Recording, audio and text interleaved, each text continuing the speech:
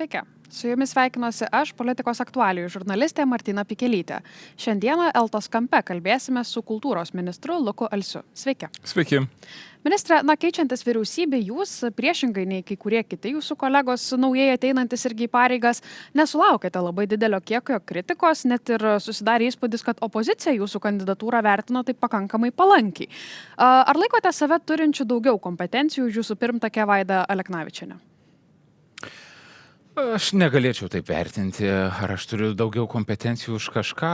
Aš kažkur esu minėjęs, kad mėgstu turbūt lygintis tik su savimi ir bandyti rytoj būti truputį geresnis arba kažką daugiau žinantis negu šiandien. Tai tokia liaudės išmintis ar kokia tai apibrėžia, bet nenorėčiau lygintis kompetencijų. Man atrodo, jos yra vietomis gal ir panašios, vietomis gal ir skirtingos. Gal tai nulėmė ir skirtingos darbinės patirtys ir praktikos. Tai, man atrodo, atsinešam visi savitą žinių bagažą. Savo žinių bagažu ir praktika šioje srityje aš jaučiuosi patenkintas ir užtikrintas. Kuo jūs apskritai būsite kitoks nei ministrė Vaida Aleknavičienė? Buvusi dabar jau. Aš manau, stengsiuosi būti savimi. Čia yra svarbiausias dalykas. Nebijau pasakyti savo nuomonės. Man atrodo, tai aš laikau savo vertybę ir visą laiką laikiau vertybę. Gal ta nuomonė gali būti kartais aštri, gal jinai kartais gali būti tiesmuka, bet jeigu yra klausimas, kuriam aš turiu aišku ir konkretų atsakymą, aš turbūt nevengsiu jo ir pateikti, o tiesiai šviesiai ir atsakyti. Tai man atrodo, mano tiesmukumas kartais būna ir mano draugas, kartais ir būna mano priešas. Tai aš turiu šią savybę, kartais su ją tenka susitaikyti. O kuom būsiu kitoks, sunku pasakyti. Visi mes esam skirtingi. Turiu ryžto, turiu noro dirbti. Turbūt tai yra svarbiausia. Ir tą nemažą supratimą apie sektorių turiu, kas man atrodo, tai didžiąją dalimi siejasi su tom patirtim, kurias aš turėjau anksčiau darbinėse patirtyse. Tai galbūt yra didesnis siekis ir noras išnaudoti tas žinias, kurios jau yra sukauptos ir pabandyti jas pritaikyti realybėje. Čia prezidentas, kalbėdamas apie finansų ministrą, sukūrė tokią alegoriją, pasitelkė, kad tai galėtų būti siejama su futbolu ir jo pozicijomis. Tai kokią poziciją šioje vyriausybės futbolo aikštelėje jūs priskirtumėte savo? Tiesa, tenka pripažinti, nesu didelis futbolo mėgėjas ir apie pozicijas nekažikatė išmanau. Tai nėra visiškai mano sritis, bet man atrodo, esu komandos žaidėjas. Tai yra svarbiausia ir būtent apie komandiškumą, kuomet rinkau ir vis dar renkuosi savo komandą politinio kabineto, aš tai ir akcentuoju, kad vis dėlto man yra svarbiausia komandiškumas, kad mes turime veikti kaip komanda. O kitas dalykas, kurį aš akcentuoju, tai svarbiausia šitam politiniam žaidime, jeigu jį galime pavaidinti šitam darbe, man yra svarbiausia, kad tie žmonės, kurie bus mano komandoje, jie nebūtų pritarėjai, bet jie būtų patarėjai ir tie viceministrai, kurie taip pat turi savo nuomonę. Ir man atrodo, yra visiškai normalu tas nuomonių išsiskirimas, ta diskusija, kuri nutinka aukščiausiam ministerijos politiniam lygmenyje. Ir tuomet mes galim formalizuoti tikrai gerai apmąstytą, priimtą ir pamatuotą sprendimą. Tai, man atrodo, esu komandinis žaidėjas ir tai yra svarbiausia. Praėjusiai ministerijos vadovybei ar užpraeitai irgi nebuvo gailima kritikos, buvo girdima ir viešoje erdvėje tam tikrų pasvarstymų. Ar jūs bijote, kad kritika gali atskrieti ir į jūs? Nebijau kritikos. Aš ir kolegom opozicijoje minėjau, kad konstruktyvi kritika yra visą laiką laukiama. Tai konstruktyvi kritika tai yra galimybė pasižiūrėti, ką mes darom. Kartais žvilgsnis iš šalies jisai yra visiškai naudingas. Ir jeigu tai yra konstruktyvi kritika, tai yra visiškai normalus darbinis procesas. Kritiką galima priimti, į ją reaguoti, galima padiskutuoti ir pabandyti pateikti kontrargumentus. Ir man atrodo, tik tai diskusijos, kritikos būdu mes surandam tinkamus konsensusus, kurių mums reikia. Tai ta pati kritika gali skrieti ir tiek iš kolegų, tiek iš politinių oponentų, tiek iš sektoriaus ir tai yra visai normalu. Tai man atrodo, būtų keista, jeigu kritikos apskritai nebūtų. Kokią įtaką, taip plačiau vertinant jūsų nuomonę, gali turėti ne tik ministerijos darbuotojams, bet ir bendrai kultūros sektoriui, tokia kaita ministerijos vadovybėje, kai per 2 metus turime atvejį, kad jau 3 ministras ateina? Taip, kaita organizacijoms ir tokia sparti, jinai niekada neteina į kažkokią tai milžinišką naudą. Tai vis tiek atneša ir tam tikrų pokyčių, ir darbo kultūroje, ir bendravimo kultūroje, turbūt kiekviena vadovybė ar kiekvieni politinis kabinetas atsineša savo supratimą, kaip turėtų vykti darbas, bet man atrodo, kultūros ministerijos kolegos yra tikrai dideli profesionalai. Mes esam ne kartą kalbėję, jie sako, mes puikiai suprantam, kad tai yra tokia vieta, tokia darbo vieta, kurioje ta vadovybė keičiasi. Faktas, kad visų lūkestis, kad vadovybės keistusi, sakykime, tuo terminu, kuris yra apibrėžtas, tai tie 4 metai kadencijos.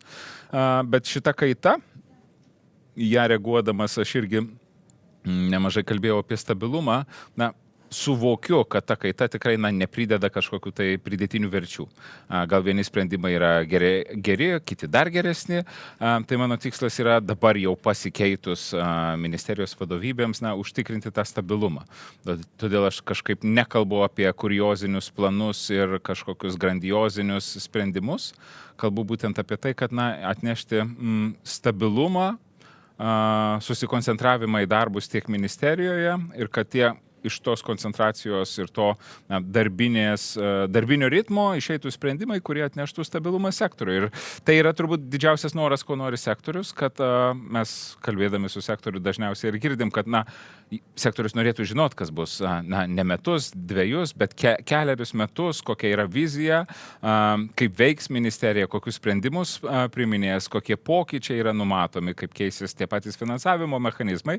Tai ir norisi, kad visi sprendimai, kuriuos mes priimtume, jie būtų ir orientuoti būtent į ilgalaikį pokytį, į tęstinumo pokytį, nes turbūt kultūros ministerijoje yra būtinas tęstinumas. Nepaisant valdžių pasikeitimo, mes privalome užtikrinti stabilumą sektoriui, nes vis tik tenka pripažinti, kad tai yra vienas jautriausių sektorių pokyčiams. Ir tenka konstatuoti tą liūdną faktą, kad kai nutinka kažkokia kritinė situacija valstybėje ar pasikeičia geopolitinė situacija mūsų atveju, tai kultūros sektorius visuomet būdavo tas pats pirmasis, kuris patiria tos didžiuosius pokyčius. Tai kažkaip norisi būti ta ministerija, kuri galėtų stabilizuoti ir kad tai nebūtų kultūros sektoriaus sąskaita atliekami kažkokie pokyčiai. Turit galvoje tas praeitie buvusias įtampas kultūros sektorijoje, kaip jūs ketinate kurti ir puoselėti ryšį su kultūros bendruomenė? Man atrodo, kultūros ministerijos ir ankstesnė vadovybė tikrai dėjo nemažai pastangų bendraudama ir bendradarbiaudama su sektorium, tiek su pavieniais menininkais, profesionalais, tiek su kūrėjais, tiek su asociacijom ir įvairiausiom struktūrom, įstaigom.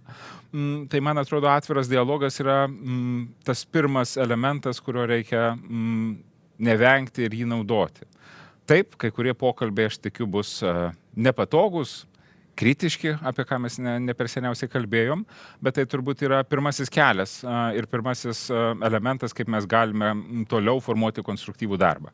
Tai aš lygiai tokį patį lūkestį keliu ir visam savo kabinetui, kurį žadu pristatyti kitą savaitę, kad lygiai taip pat visi viceministrai ir patarėjai būtų tie, kurie eina ir komunikuoja su sektorium, nes galų gale didžioji dalis sprendimų ir kyla ir yra primami tik iš diskusijos su sektoriumi. Tai kažkaip eliminuoti šitą regimybę diskusijos, aš apie tai net negalvoju. Man atrodo, man pavyksta suprasti, ko reikia sektoriui ar pavieniam sektorios sritims.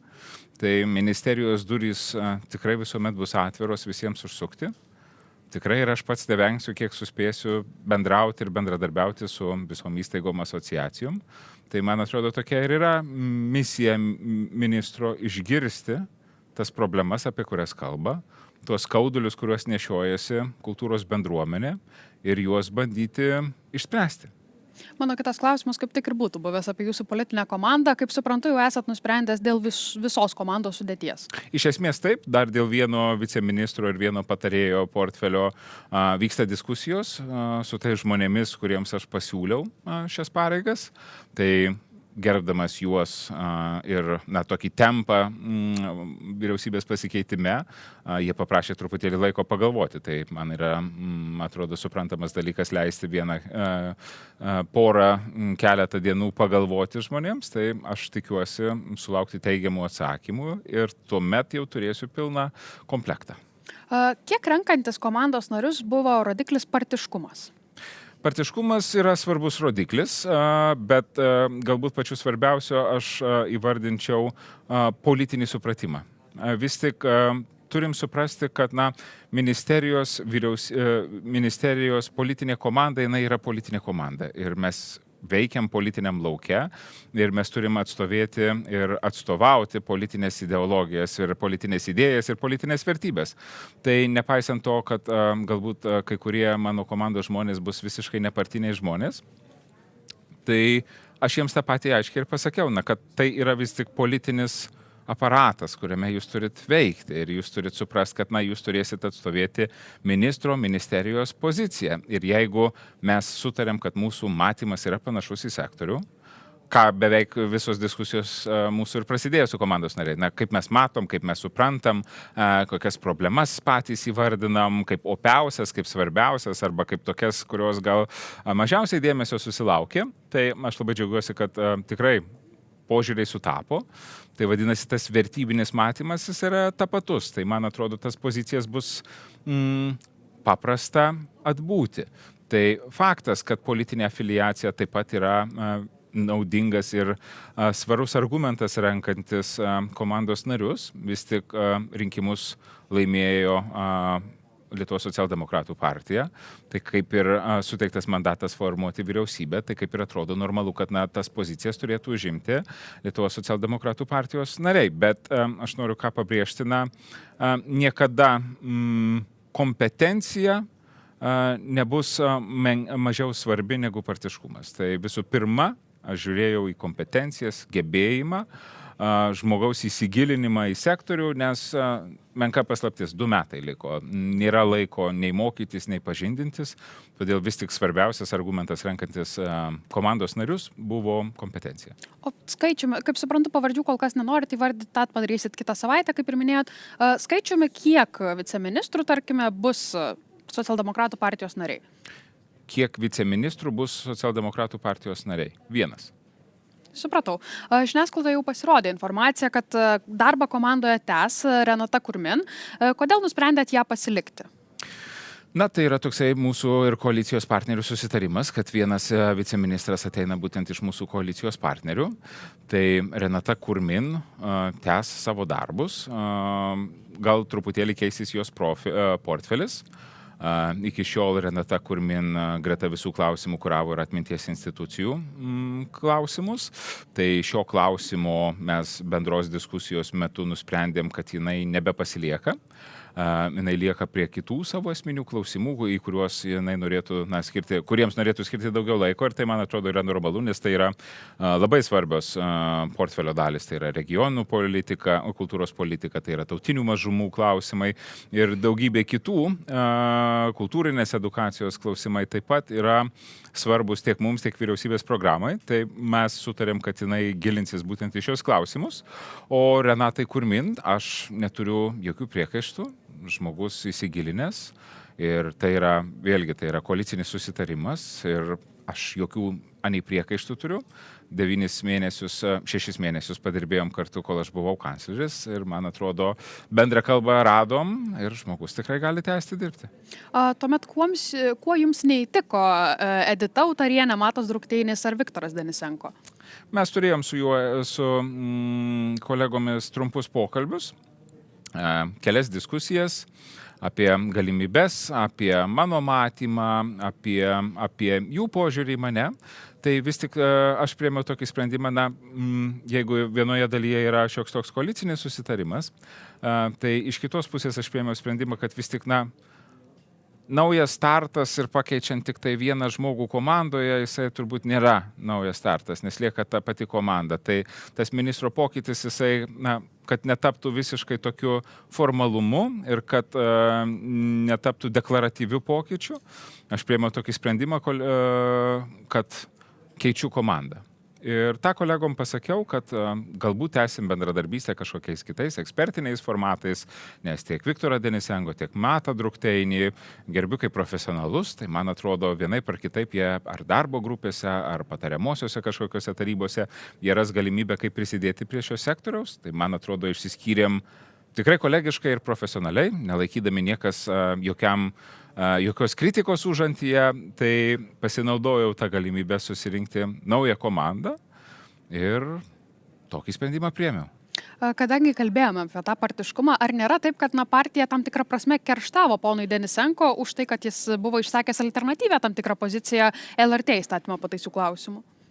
Partija, kuomet gavau šitą pasitikėjimo mandatą formuoti savo komandą, aš iš partijos negavau absoliučiai jokių nurodymų ar pastebėjimų, kaip aš turėčiau formuoti savo komandą, tai aš turėjau visišką laisvę tą padaryti, vis tik tai yra asmeninio politinio pasitikėjimo pareigūnai, tai aš ir priėmiau tokį sprendimą ir tikrai čia partija neturėjo jokios, kaip sakyti, įtakos ar norų ar užmačių. Trumpai prisiminus tą LRT įstatymo pataisų istoriją, ar jūsų nuomonė iš vis tos pataisos buvo reikalingos? Man atrodo, jeigu kilo noras keisti įstatymą vienokią ar kitokią formą, vadinasi, tas poreikis kažkuriam tai lygmenyje buvo suvoktas, kad jis yra reikalingas arba pribrendo laikas. Tai tik tai klausimas, kaip tai buvo padaryta. Tai man atrodo, dabar įstatymas yra priimtas ir turbūt reikėtų uždaryti šį klausimą. Ar apskritai, žvelgiant į ateities perspektyvą, matytumėte, kad visuomeniniam transliuotojui arba jo reguliavimui reikėtų dar kažkokių pokyčių? Šiai dienai aš manau, kad ne. Paaiškėjo, kad buvusi ministrė Vaida Aleknavičienė yra projektuojama į Seimo kultūros komiteto pirmininkės poziciją. Vis tik antradienį neužteko balsų, kad dabartinis komiteto vadovas Kęstutis Vilkauskas būtų atleistas ar atstatydintas iš pareigų. Kaip jūs bendrai vertinate pono Vilkausko kompetencijas?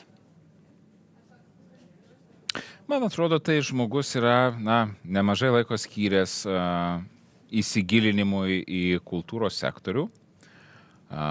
Turbūt didžioji dalis informacijos, sprendimų, problemų, teisėkūrinių procesų jam nėra svetimi. Tai man atrodo, jeigu jam buvo patikėtas šitas mandatas būti šio komiteto pirmininku, jisai jį ir gavo. Ar buvo kažkokių klaidų padaryta, tai aš čia turbūt negaliu pasakyti, nes nei Seimo narys, nei dalyvavau tuose procesuose nuo pat pradžių. Ar kažką galima daryti kitaip? Turbūt visada. Ir pats Kęstutis Vilkauskas nekartą yra minėjęs, kad nėra nei tobulų įstatymų, tai turbūt nėra ir tobulo darbo. Visą laiką galima rasti kažką pakritikuoti, bet aš kolegiškai tiesiog, manau, kad kolega gavo tą mandatą ir darė tai, ką jisai manė yra teisinga daryti. O tai, kad Vaida Aleknavičienė galėtų būti komiteto pirmininkė, vertinate kaip teigiamą pokytį? Aš tai vertinu kaip pokyčio galimybę. Tai Vaida Aleknavičienė taip pat įgijo nemažai patirties kultūros ministro pozicijoje. Tai jeigu partija sprendžia, kad tai yra toksai rotacijos galimybė, atsinaujinimas ir vyriausybės ir tuo tarpu ir Seimo komitetų perkrovos galimybė, kodėlgi ne? Tai man atrodo, žmogus tikrai supranta ir gali tą daryti. Kalbėdamas apie Salomėjos Nėries paminklą, jūs teigiate, kad esate šalininkas, kad istorijos naikinti negalima. Koks apskritai yra jūsų požiūris į sprendimus nukelti įvairius kitus paminklus ar atminimo lentas? Daug galvojau, kuomet ir šitą klausimą manęs paklausė. Vis tik aš matyčiau save kaip kultūros ministrą ir kultūros ministeriją kaip fasilitatorių viso šio klausimo. Jeigu konkrečiai kalbėti apie Salomėją Nėrį, tai man iš žmogiškosios pusės klausimų nekyla, ar jį kolaboravo ar nekolaboravo. Tai, bet mes kalbam apie tokius istorinės atminties paminklus kažkokius tai, atminimo lentas, nuo kurios, kaip matot, iššaukia tikrai nemažas diskusijas visuomenėje. Viena pusė sako, keliam ir nukeliam, kitą nekeliam, palikit. Tada prasideda diskusija, jeigu konkrečiai kalbėt apie Salomėją Nėrį, nukelkim biustą, bet poezija gera. Ir tada, kur mes dedam šitą takoskyrą, tai mes kaip atsiribojam nuo dalies asmenybės, bet dalį tarytum, sakom, kūryba gera. Bet tada, jeigu kalbam apie skulptūrą, tai pamirštam skulptorių, kuris irgi galbūt vienaip ar kitaip ir kalbant apie minėtą biustą, tai jisai toks, netipinis to laikotarpio biustas yra. Tai yra ypatingai kompleksiniai klausimai ir aš sakydamas, kad aš nesu tas žmogus, kuris turėtų spręsti, nukelti tą biustą ar nenukelti, noriu ir pasakyti tai, kad turėtume turbūt surasti platformą, kaip mes galim fasilituoti šį klausimą, kaip surasti kažkokį tai konsensusą, kad nekelti didelių aistrų visuomeniai. Nes kai mes patys viduje pykstamės dėl tokių klausimų, radikalizuojam labai aiškiai pozicijas. Aš tikrai esu įsitikinęs, kad mūsų priešiški kaimynai tik tai džiaugiasi, kad mes viduje keliam sovietinius klausimus ir dėl jų nerandam bendro sutarimo. Man atrodo, buvo labai gerų iniciatyvų, kuomet buvo Cvirkos paminklas nukelinėjamas arba ruošiamas į jo nukelimą iš Vilniaus. Gi buvo pasiūlyta puikių iniciatyvų, man atrodo, ir apželdint samanom jį, ar ten liktais į narvą. Bijau dabar sumeluoti, bet buvo naujų sprendimų surasta, kaip mes galim kritiškai pažiūrėti į tą objektą, kuris kelia tam tikras aistras. Tas objektas kaip ta žyma lieka, bet mes jam suteikėm visiškai naują prasme. Pasikeitė laikotarpis, pasikeitė mūsų visuomenė, pasikeitė požiūris į praeitį, tai mes ir atneškim tą kritinį požiūrį. Nes dabar panaikinam paminklą ir kas nutiko su Cvirkos skveru? Skveras tai liko toks pat. O visas skverasgi ir buvo viena didelė kompozicija. Tai nukėlus Salomėjos Nėries biustą, ar mes nuo to jausimės geriau, gal dalis visuomenės taip, gal dalis ne, bet man atrodo, tai nėra šio klausimo esmė. Šio klausimo esmė yra mūsų kaip tautos, kaip valstybės, kaip piliečių, pagaliau galimybė arba diskutuoti konstruktyviai to klausimo ir surasti sprendimą. Tai vis tik, kokias aistras kelia ir kaip jas nuraminti. Kaip apskritai vertinate tą desovietizacijos procesą Lietuvoje, kiek jis jau yra pažengęs? Jisai yra, man atrodo, visai neblogai pažengęs. Didžiojoje daugumoje vietų, sakykime, tų aštriųjų arba labiausiai kėlusių klausimų mes esame pažengę. Galbūt dar yra tų karštųjų taškų, kur reikėtų priimti vienokius ar kitokius sprendimus. Čia turbūt tinkama proga paminėti ir visą šitą desovietizacijos komisijos klausimą. Tai aš lieku prie savo pozicijos, kad nemanau, kad yra tikslinga šitą sprendimo galę nukelti savivaldai. Aš vis tik referuodamas į tai, ką tik kalbėjom ir apie Salomėjos Nėries, ir apie kitus paminklus, manau, kad tai turi būti vis tik ekspertinis diskusinis sprendimas.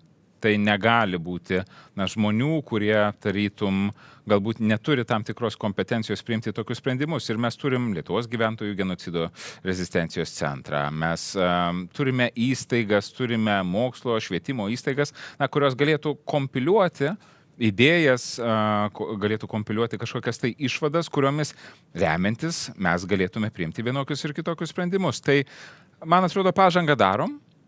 Vietomis galbūt pritrūksta valios ir ryžtingumo. Vietomis galbūt priemam tokius sprendimus, kurie yra neišdiskutuoti iki galo.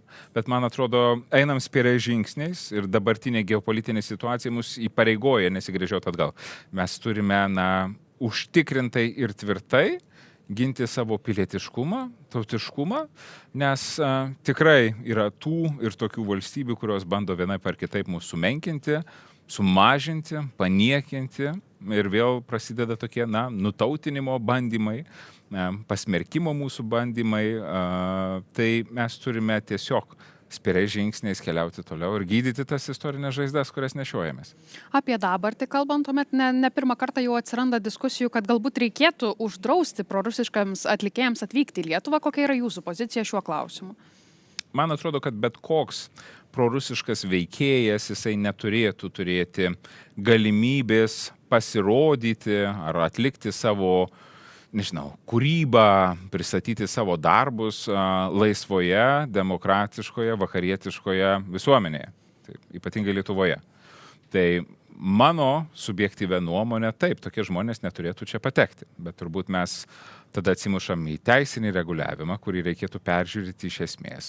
Tada kam tenka atsakomybė, jeigu toks žmogus vienaip ar kitaip patenka į Lietuvą. Ir turbūt čia tas didžiausias diskusijas kelia įvairiausi muzikos atlikėjai ir koncertinės grupės, kurios vienaip ar kitaip per įvairias agentūras iš kitų Europos valstybių patenka ir į Lietuvą. Tai yra tokia nedovanotina situacija. mes turėtume turbūt ir kritinį mąstymą lavinti mūsų visuomenės, kad net jeigu ir kažkokiu būdu pavyksta tokiems veikėjams prasmukti, pralysti kažkaip čia ir bandyti ar koncertuoti ar pristatyti savo kūrybą, tai mes turėtume būti tie, kurie nesirenkam tokios kūrybos. Nepalaikom tų žmonių, kurie palaiko šlykštų karą. O kaip tuomet, ar galėtų nacionalinėme operos ir baleto teatre pasirodyti, tarkime, Gulbių ežeras, Spragtukas, kur galime išgirsti Čaikovskio muziką? Man atrodo, Lietuvos nacionalinis operos baleto teatras yra tikrai, pilietiškas ir demokratiškas teatras. Ir aš netikiu, kad šitas teatras dabartiniam laikotarpyje pats imtųsi tokių pastatymų ir tokių parodymų. Tai kažkaip apie tai negalvojau, būdamas ramus, kad teatro trupė ir teatro vadovybė yra tikrai suprantantis, kad tokiems kūriniams šiai dienai yra ne vieta šitoje scenoje. Neseniai kilo diskusijų ir pasigirdo įvairių pasiūlymų ir dėl Vilniaus koncertų ir sporto rūmų. Jūsų nuomonė, ar tuos rūmus reikėtų pritaikyti renginiams dabar, ar nugriauti, ar palikti tiesiog stovėti?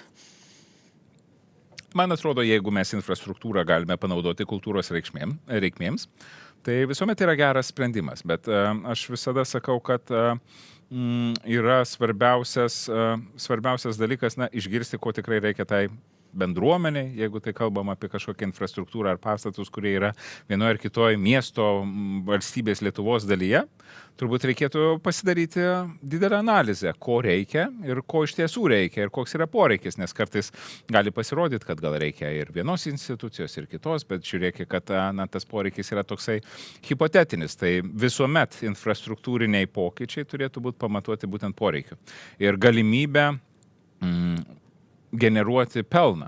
Tai čia irgi yra svarbiausias dalykas, kad tai nebūtų dar vienas darinys, kurį mes turėtume išlaikyti ir kiekvieną kartą vis sukti galvą, kaip čia kažką dar padaryti, kad vieta būtų lankoma, įdomi ir patraukli. Tai man atrodo, čia reikia didelio įsigilinimo. Dalis kritikų tokio siūlymo atkreipė dėmesį, kad dabar šioje vietoje yra senosios žydų kapinės. Ar jūsų nuomonė, tas pritaikymas renginiams ir galbūt įgalinimas sporto rūmų kažkaip nesikirstų, netrikdytų kapinės? Mes esam kalbėję, taip, tai ar tai būtų kultūra, ar tai būtų kongresų namai, rūmai, kaip buvo pasiūlyta, ar tai būtų memorialo vieta, ar tai būtų įamžinimas sąjūdžio, tai yra daugybė tokių variantų ir pasiūlymų, kaip pasakyti, ant stalo padėtų. Greta to, taip, tai yra senųjų žydų kapaviečių vieta. Tai man atrodo, būtent šis klausimas, ką aš minėjau prieš tai, jisai turi būti ypatingai pamatuotas, ko reikia bendruomeniai, ko reikia visuomeniai. Ir jo labiau tai yra ir žydų tautybės asmenų klausimas. Ir Lietuvos žydų bendruomenė turbūt turi savo nuomonę, bet tai vis tik yra valstybei svarbus objektas, kalbant apie mūsų valstybingumo ištakas. Tai man atrodo, tai laukia ilgos ir sudėtingos diskusijos, koks šio pastato likimas, bet aš kažkaip tikiu tą galimybę susitarti. Man atrodo, yra įmanoma surasti tą ploną ribą, kur sutilptų ir atmintis žydų tautybės asmenėms, kur sutilptų ir galimybė prisiminti ir įamžinti sąjūdį, kaip mūsų laisvės ištakas šiandieninės ir šiuolaikiškos Lietuvos aspektu. Ir manau, kad ten derėtų viskas, kas sutelpa atminties institucijose ir rimtosios muzikos koncertas. Bet tai yra tokios spekulacijos ir tokie pasvarstymai, kas tai galėtų būti. Ir aš pilnai tikiu, kad vyriausybė, kuri ir turi šį klausimą, kaip sakyt, kamuoliuką savo pusėje, imsis diskusijų su bendruomenė. Puikiai suprantu, kad jos bus sudėtingos. Lūkesčiai yra vienoks, sakykime, ne tai kad radikalūs, bet visiškai tokie konstantiniai vienos pusės ir kitos. Bet kažkodėl aš noriu tikėti, kad surasti bendrą sprendimą bus tikrai įmanoma. Ir jeigu mums tai pavyks padaryti, tai bus didelis pasiekimas. Lietuvos meno kūrėjų asociacija savo naujuoju vadovu išrinko Marių Gailių. Kaip vertinat naująjį vadovą, gal jau pavyko kažkaip sukontaktuoti tarpusavyje? Ne, dar kol kas nepavyko sukontaktuoti. Tai nuo kažkokių vertinimų aš ir susilaikysiu. Turbūt kažkokiais etapais susitiksim, pabendrausim, pasižiūrėsim, kokius klausimus kelia naujasis vadovas, kokius klausimus kelia ir tada galėsime konstatuoti, koks tas bendradarbiavimas yra įmanomas. Bet šiai dienai nepažįstu aš nei asmeniškai, nei esam bendravę, tai manau bus progų tą padaryti. Kalbate irgi apie kitus vadovus. Dėl viešų pasisakymų nekartą buvo kilusios diskusijos dėl valstybinės kalbos inspekcijos viršininko Audriaus Valotkos. Ar jūs tenkina jo darbas? Žinot, aš neturėjau galimybės būti tuo, kuris vertintų jo darbą. Mes, kai kalbam apie Valotką, mes turbūt dažniausiai pamirštam, kad vis tik tai yra Lietuvių kalbos inspekcija. Ir aš esu linkęs vertinti įstaigos darbą, kaip jinai veikia. Ir vis tik mes ir vyriausybės programoje nemažai dėmesio skiriame lietuvių kalbai. Ir ypatingai šiuo laikotarpiu lietuvių kalba įgauna dar tokį didesnį svarbumą.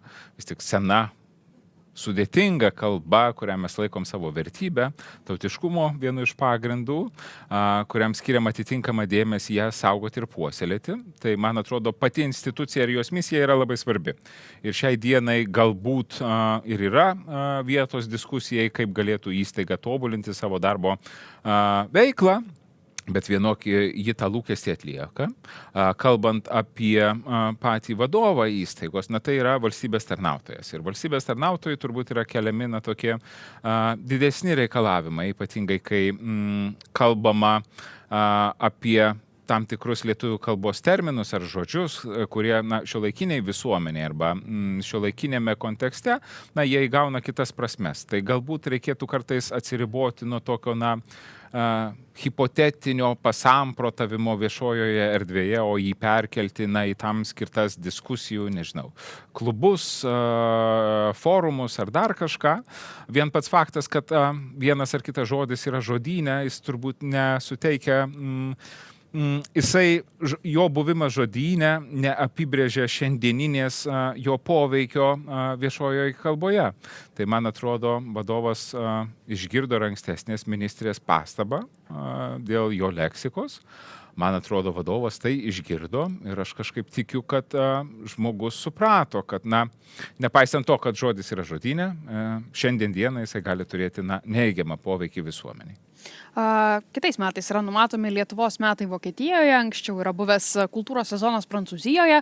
Kokių dar iniciatyvų galima tikėtis? Tai, man atrodo, šitą tarptautiškumo klausimą mes tikrai plėtosime. Mes tai kalbėjome ir pokalbio metu su Respublikos prezidentu. Turbūt didelis dėmesys yra, kalbant apie sezonus ar kultūros metus kitose valstybėse, koordinuoti visą valstybės aparatą į tas strateginės kryptis ar į tas strateginės valstybės, kurios visiems sektoriams yra svarbios. Tai mes kultūros sezonus ar metus, kaip juos be pavadintume, įsivaizduojam kaip tuos vartus, kurie atveria, suteikia didelį vadinamąjį spotlight arba tą prožektoriaus šviesą į Lietuvos kultūrą, į Lietuvos kultūros instituciją ir paskatina bendradarbiauti. Bet reikia pripažinti, kad tikslas yra puoselėti ir toliau šį formatą. Tai turbūt greitų metų pradėsim diskusijas dėl kitų valstybių, kur tai galėtų nutikti. Tai turbūt čia bendradarbiausim glaudžiai tiek su prezidentūra, tiek su užsienio reikalų ministerija. Bet tenka konstatuoti faktą, labai džiugu, kad mūsų įstaigos puikiai veikia europinių lygmenių. Turbūt didžioji dalis, jeigu ne visos mūsų įstaigos yra įsitinklinusios per visus europinius tinklus, bendradarbiauja su aukščiausio lygio teatrais, muziejais, archyvais, institutais. Tai, man atrodo, Lietuvos kultūra ir kultūros institucijos yra žinomos, vertinamos. Turbūt nebereikalo ir Karavadžas atvyksta į Lietuvą. Tai yra toksai geras įvertinimas, kaip dirba mūsų įstaigos. Tai džiugina mane asmeniškai. Ir, man atrodo, ypatingai Kaunas Europos kultūros sostinės pamokos, būtent tas tarptautiškumas, horizontalumas ir tarptautinių partnerysčių skatinimas pačiam Kaune sukūrė tą precedentą, kad mes jau nebekalbam apie poreikį ir būtinybę ieškoti partnerių užsienyje, tai yra mūsų įstaigų kasdienės veiklos dalis. Kokių dar apskritai ar kiek naujų iniciatyvų galima tikėtis kultūros sektoriuje ir ar tam yra užtikrintas finansavimas? Na, finansavimas, kaip žinote, yra tas opusis klausimas ir aš dažnai kaip mantrą kartoju, kad stengsiuosi ir dėsiu visas pastangas ir jėgas tam, kad finansavimas būtų orus ir toms iniciatyvoms dabartinėms ir toms naujoms. Man atrodo, kultūros ministerija turi užtektinai įsipareigojimų dabartinių, kuriuos reikia pabaigti, padaryti, pristatyti. Naujų iniciatyvų, galbūt tokių radikalių mes ir nesvarstom. Tiesiog norisi sutvarkyti tai, kas yra dabar, norisi užtikrinti orų finansavimą visoms priemonėms, ką mes turim, nes didžiąją dalimi mes jau esame pasiruošę atliepti visą poreikį. Mes turim Lietuvos kultūros tarybą, kurie globoja ir regioninės, negloboja, o koordinuoja regioninės kultūros tarybas, kur skirstomas finansavimas regionams. Mes turim medijų rėmimo fondą, mes turim kino centrą, Lietuvos kultūros institutą. Mes turim daugybę įrankių, kaip galim pasiekti kiekvieną žmogų Lietuvoje. Su kokybiška kultūra, su geru kultūriniu produktu, išnaudoti kultūrą kaip, tą resursą, kuris jis slypi ir kartais pritrūksta jėgų ir ambicijų jį panaudoti. Tai, man atrodo, per 2 metus yra galimas ir užtektinas laikas padaryti tuos sprendimus, kad kultūros sektoriui nereikėtų rinktis vieną ar kitą priemonę labiau, kaip sakyti, paremti pinigais, o kitą galbūt taip rezervuotai vardant taupumo. Tai tie lūkesčiai yra žinomi iš sektoriaus. Ir jie neleidžia turbūt man miegoti kiekvieną naktį ir sveria mano pečius. Kolegos iš opozicijos klausė, ar pasiruošęs kovoti esat. Tai aš taip kolegiškai sakiau, iš pradžių bandysiu dėrėtis, bet jeigu matysiu, kad dėrybos nebesiseka, pradėsiu kovoti. Kaip atrodytų ta jūsų kova? Turbūt jinai vyktų už uždarų durų su kolegom iš finansų ministerijos. Bandytume karštais argumentais vieni kitiems įrodyti, vis tik, kuris yra teisesnis. Aišku, aš čia juokauju. Ta kova turbūt remtųsi jau labai aiškiai ir rimtai pagrįstais skaičiais. Mes jau dabar esam surinkę ir pamatavę, kiek mums reikia kiekvienais metais papildomai, kuriai, taip biurokratiškai pasakysiu, biudžeto eilutei lėšų ir ką už tas lėšas mes galim padaryti ir kas nutiks, jeigu mes nepadarysim.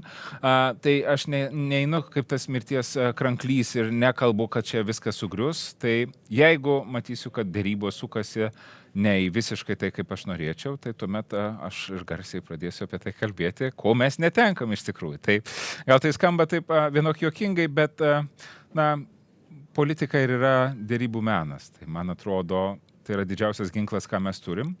Man atrodo, kultūros įstaigos, organizacijos ir sektorius taip pat jautriai reaguoja į biudžeto dėrybas. Ir man atrodo, jie yra pasiruošę padėti šitose dėrybose, įrodant. Ir man atrodo, kultūros sektorius yra tikrai tas, kuris kiekvieną dieną įrodo įvairiais laimėjimais, gerais atsiliepimais, pastebėjimais, kad vis tik pokytį daro.